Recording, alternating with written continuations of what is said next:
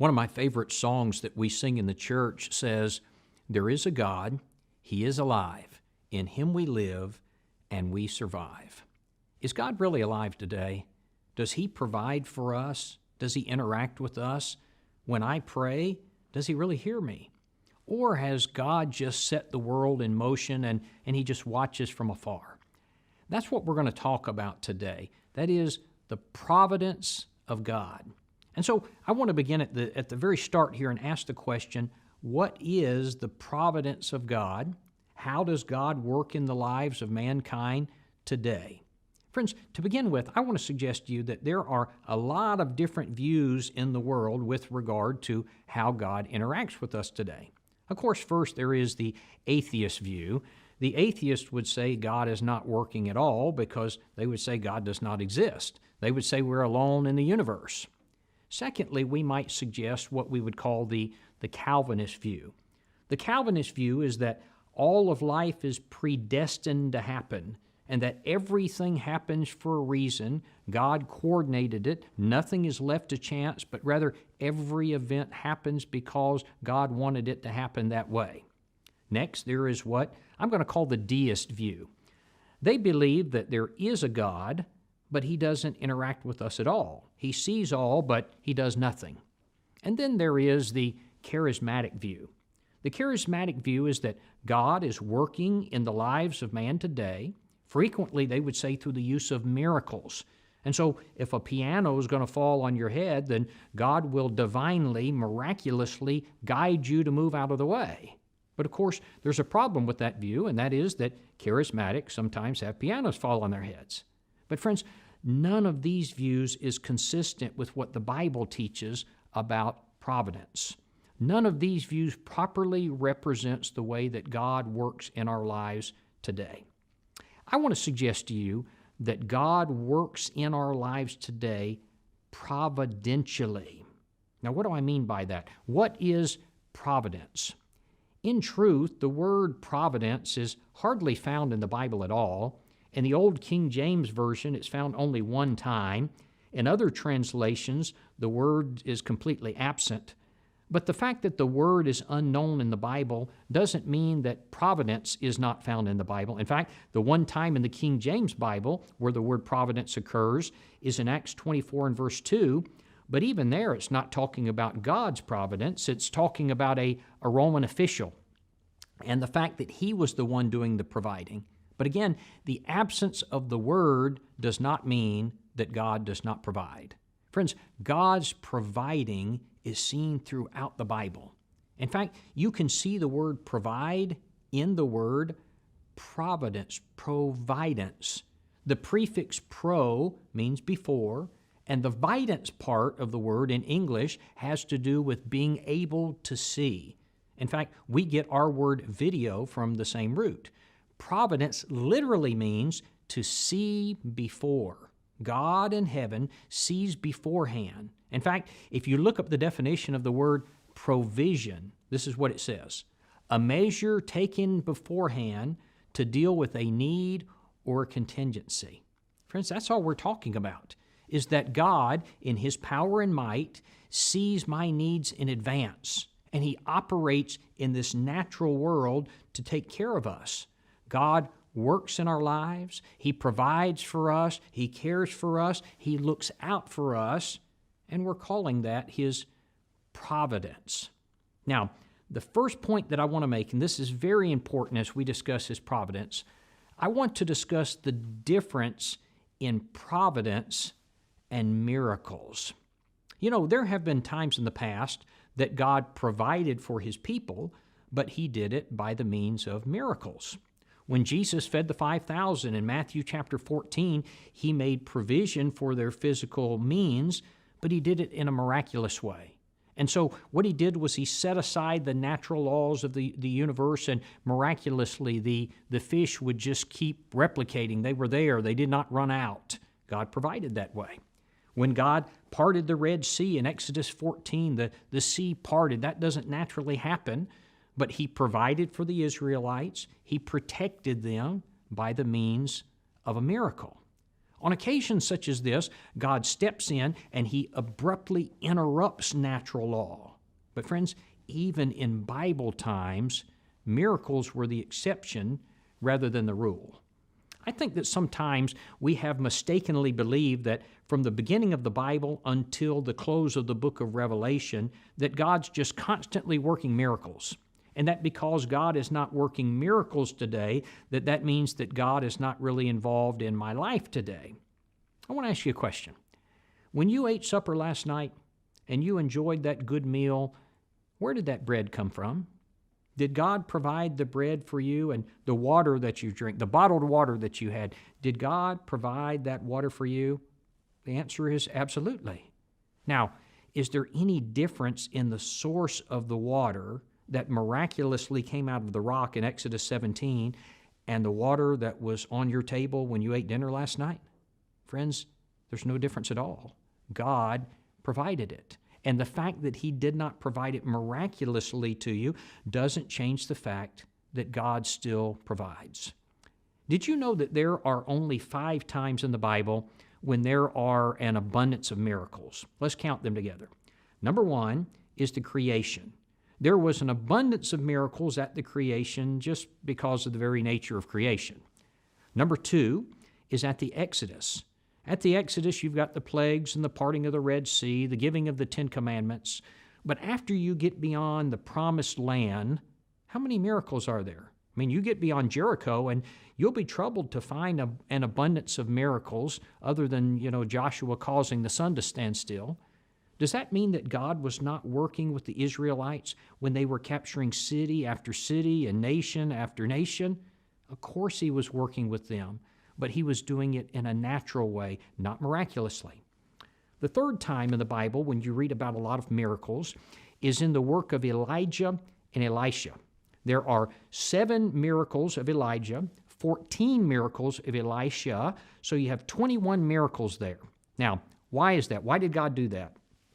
The purpose was to confirm these prophets of God and to show that the message they were speaking came from God. God was authenticating the office of the prophet. And as a matter of fact, that is always the purpose of miracles, to confirm the message and to confirm the messenger. You remember in Egypt, it was told to Pharaoh, this message is from God. That was why the miracles were done. At Mount Sinai, there were miracles when the new law was given. This law is from God. The fourth time that there is an abundance of miracles is when Daniel gets over into Babylon. Now, why then? Because he's in a pagan land, and God's messenger needed to be made known. And so you've got the interpreting of the dreams of Nebuchadnezzar, you've got Shadrach, Meshach, and Abednego in the fiery furnace, you've got Daniel in the lion's den. Why? God is authenticating His messengers. That is, they're speaking for me, this message is for me, here are miracles to prove it. The fifth time in the Bible, when you find a bunch of miracles, is in the time of Jesus and the apostles. But friends, you get beyond those 5 times, you just don't find a lot of miracles where there's just one after another. But this is what I want you to get. That does not mean that God was not working. You see, miracles were always the exception. That's why people were amazed at them. They weren't used to seeing them. Now, what's the point? Miracles have always been rare, but God has always worked in the lives of men. Sometimes people will say, well, you folks don't believe in miracles, and so you don't believe that God is working today.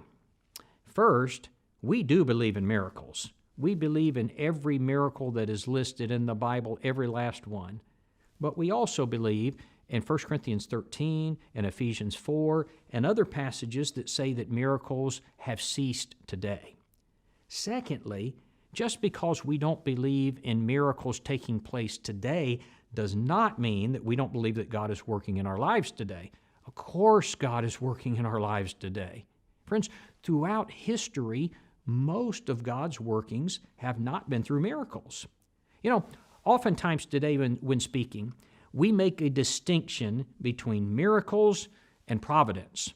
And what we mean by that is simply this. God is working in our lives today, providentially. What we mean is He's not interrupting natural laws by the use of miracles. And so, when a brother's in the hospital, we pray that God will help him.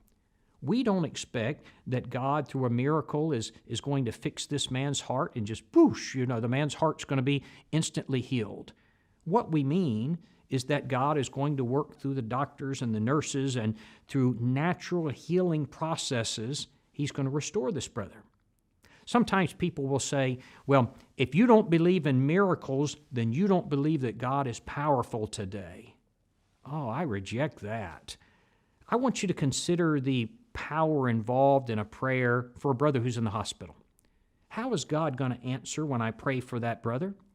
Friends, perhaps years before, God seeing beforehand, remember the definition of providence, God seeing beforehand already knows this is going to happen. He's already arranging circumstances. And so a man goes to medical school and he moves to your city. Due to a schedule change, he ends up being your doctor on this particular day. And I don't know all the things that are involved in God's providence, but what I'm saying is this: the power involved in God answering that prayer providentially is amazing. God is working in the world today providentially, naturally, not miraculously. Now, here's a second point that is very important for us to consider as we think about providence. I want you to listen to this because this is deep. You can't recognize specific acts of providence unless God tells you. Now, with a miracle, it's obvious that God is the one providing. In fact, that's the point of a miracle, that it is from God. You can't deny it. Only God can do a miracle. But there are other times in which God would work in a non-miraculous way. Let me give you some biblical examples of this. I want you to think about the story of Joseph. Joseph goes down to the land of Egypt. Think about all the things that transpired down there in the land of Egypt and how he ended up there. And you remember the coat of many colors, and his brothers are jealous, and they sell him into slavery, and he ends up being in Potiphar's house, and then Pharaoh's house. And eventually, he is in a position to provide food for his entire family, the Israelites, during the famine. When you get to the end of the story, this is what Joseph says to his brothers. In Genesis 45:8, he says, God sent me before you to this place. Then in Genesis 50 and verse 20, Joseph said, you meant it for evil, but God meant it for good. How do we know that all of this in the life of Joseph was the plan of God? Friends, we only know it because the Bible tells us so. The life of Joseph is a wonderful example of God working through the lives of men through providence. The vast majority of this were natural circumstances, not miraculous. But sometimes in our individual lives, we may see something happening and we may be tempted to say, this is the providence of God. It may be, it may not be. We just really don't have a way of knowing. And as Christians, as children of God, we need to be very careful about this. Now, don't get me wrong. I understand James 1:17, every good gift and every perfect gift comes from God. There's not a single good thing that has ever come into your life that didn't come from God. But the danger we sometimes face is in looking at specific things and saying, God made this happen. Let me illustrate this. If you think about the story of Esther and Mordecai in the book of Esther, you think about all the things that happen in that story. You think about how in the beginning the king's wife Vashti respected modesty, and she refused to come out and let the king's cronies look on her, and so he ends up removing her as the queen. And then there's the time that Mordecai saves the life of King Ahasuerus, but the king doesn't reward him until later. And then you think about out of all of the people, when they pick a new queen, Esther, a Jewess, ends up being the queen, just as Haman decides he's going to kill the Jewish people, God's people. Now, think about all of these daily events in that story. And yet, when the day came that Esther is in a position to save the lives of the Jews, listen to what her cousin Mordecai says to her. He says in Esther 4 and verse 14, he says, Esther, who knows whether you have come to the kingdom for such a time as this? I want you to think about that for a minute. Mordecai does not say, Esther, God absolutely, positively put you in this place for such a time and such a purpose. Why didn't he say that? He didn't know it. He couldn't prove it. You never know that apart from direct revelation from God. Mordecai says, who knows, Esther? He says, maybe this is part of God's plan. Maybe this is God's workings. Friends, how exciting it is to think about events in your life and to say, who knows if God has put me in this place for such a time as this. Maybe you have the job that you do because of the providence of God. Maybe you being there is going to result in your coworker eventually becoming a Christian. Maybe not even now. Maybe it's going to be later. Maybe you're planting the seed that's later going to grow. You know, I believe with all of my heart that if a person is truly seeking the truth, that he will be able to find it. Why do I believe that? I believe that first because Matthew 7 through 11, Jesus promised that if we seek, we will find. I believe that because Acts 17:27 says that man is made in such a way as to seek the Lord and that God is not far from any of us. I believe that because Romans 1 and verse 20 says there is innate evidence of God in nature so that we are without excuse. And I believe that because 2 Peter 3 and verse 9 says that God wants all men to be saved. Now, you put all of those together, and then you add Matthew 7, the promise to the true seeker is that he will find. What I conclude is this: God will, in a providential way, make sure that a true seeker has the ability and the opportunity to find the truth. Now, how's he going to work that out? Maybe it'll be through me. Maybe it'll be the house that I choose to move into. Maybe it will be the job where I've been hired. Maybe I have a desk next to this person. You know, there have been times in my life that I have been tempted to say, this is the providence of God. But the point that I'm making right now is, without direct revelation from God, I can't really know that. But friends, isn't life exciting when each day I can think God may be using me in this way? Here's another biblical example. Think about the Apostle Paul. In the book of Philemon, you read about a slave who has run away. His name is Onesimus. His master is Philemon. Onesimus runs away and he flees to Rome. Well, it just so happens the Apostle Paul ends up in Rome, and he happens to know Philemon. So Paul is in Rome. Onesimus is in Rome. Think about all the events that transpired to get Paul to be in Rome at the same time that Onesimus is there. And there are some individuals who would say, I know beyond a shadow of a doubt, Paul was there for 2 years in Caesarea because God wanted him to be there, and there's the shipwreck, and there's all the things that transpired, and then all the circumstances under which Onesimus ran away. Some people would even say God made Onesimus run away. And God brought Paul and Onesimus together, and he became a Christian. There are some people who would even say God made all of that happen. But when you read the Bible, do you know what the Bible actually says? When Paul writes to Philemon in verse 15 about Onesimus running away, this is what he says. Perhaps, think about that word. He says, perhaps Onesimus departed from you for this purpose. That is, he says, maybe. Friends, do you know how exciting that makes life? To look on every event, just ordinary daily events, as perhaps I'm in this person's life for such a time as this. Perhaps this person's in my life for such a time as this. Life becomes unbelievably exciting. You know, maybe on my way home today, I will stop and have a conversation with somebody who's looking for the truth. Those of you who might be Bible class teachers, who knows if there's some young man in your Bible class who will become a great gospel preacher and who will save souls and change the world. How exciting life becomes when you consider that perhaps God is going to use me for this great, great purpose. Several years ago, there was a man in prison. He was on death row.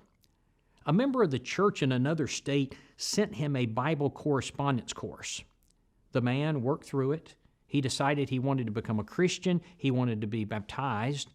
But the chaplain, the warden, wouldn't let him do it because death row inmates were a risk. They were not allowed to leave death row. It's too big a chance they might escape. And so this lady found a Church of Christ near the prison, and she called, and I answered the phone. She explained the situation. I called the prison, and I talked to the chaplain, and I said, I want to come and baptize this man. He refused. I persisted. I came up with different scenarios, how we could work this thing out. Finally, he agreed to a scenario. And so we brought in a big rolling laundry bin, and we lined it with plastic. And we went outside in the winter, and we got a water hose. And they put us in a caged-in area, and we filled in this plastic bin with this frigid cold water. Eventually, they brought the man out. First time I got to see him. He's in shackles. He's got several guards. They pick him up, and they put him into this laundry bin filled with frigid cold water, and they allowed me to dunk him.